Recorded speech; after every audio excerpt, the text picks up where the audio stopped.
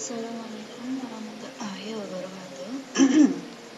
Jadi hari ini saya akan membahas pertanyaan-pertanyaan yang sudah disampaikan pada diskusi elusidasi struktur organik minggu lalu. Di sini kurang lebih ada 8 pertanyaan dari 8 peserta didik. Jadi saya harapkan bagi yang belum bertanya bisa mendrop atau memberikan pertanyaannya pada diskusi kita yang kedua hari ini. Oke. Pertanyaan yang pertama, jadi saya urutkan dari yang simpel-simpel sampai yang perlu pembahasan yang cukup panjang. Nah, yang pertama ini adalah banyak yang menanyakan, Bu, apa maksudnya noise? Apakah noise ini seperti suara-suara aneh pada saat kita melakukan analisis? Jelas tidak.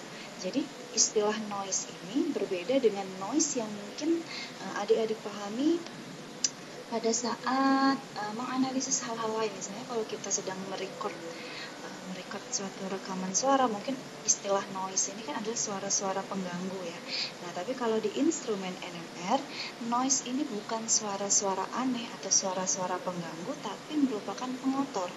Nah, itulah mengapa pada saat kita akan menganalisis menggunakan NMR, baik proton NMR ataupun karbon NMR, pastikan noise ini tidak dominan pada saat kita melakukan analisis.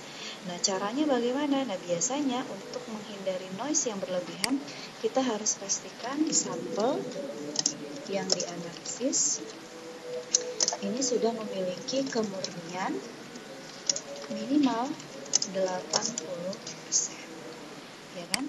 Jika kita sudah memiliki kemurnian sampel kurang lebih 80%, maka noise ini bisa diminimalisir, ya kan? Nah, kenapa kok kemurniannya juga minimal 80%, Bu? Karena untuk analisis NMR itu biayanya tidak murah, gitu kan? Minimal harga yang harus kita keluarkan untuk satu kali pengujian itu kurang lebih 500.000. Sehingga agar hasil yang kita inginkan itu tidak sia-sia tapi sesuai dengan harapan, maka usahakanlah kemurnian dari sampel yang akan kita uji menggunakan NMR itu kurang lebih 80%. Nah, ke pertanyaan kedua, Bu, apa itu B0 ya? B0 itu artinya adalah medan magnet eksternal, kan? Maksudnya medan magnet eksternal bagaimana? Nanti ada di pertanyaan selanjutnya yang bisa menjawab B0 atau medan magnet eksternal ini seperti apa. Oke.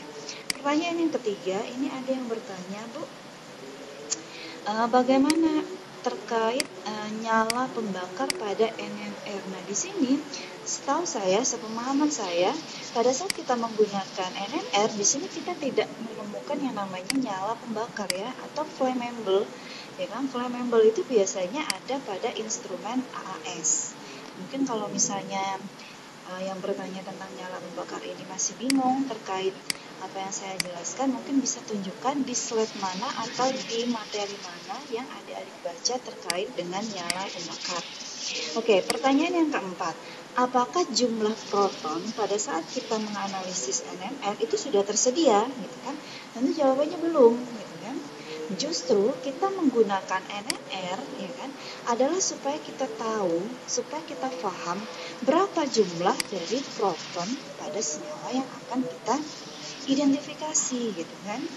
Nah, karena kalau misalnya kita tinggal mencari senyawa, ini mungkin maksudnya adalah misalnya saya punya sampel ini saya sudah ketahui jumlahnya berapa. Nah, untuk membuat bahwa sampel saya ini real, benar bahwa itu adalah strukturnya, maka bisa dikonfirmasi menggunakan HNMR. Atau kalau kita tidak memiliki bentuk senyawa atau struktur senyawa dari yang kita analisis, maka HNMR ini akan sangat menolong.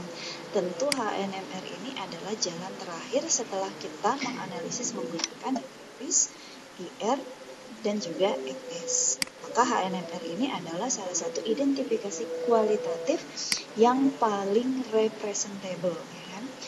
Nah, yang pertanyaan kelima, Bu, apakah HNMR ini hanya untuk senyawa organik? Sepengetahuan saya, ya. Kenapa?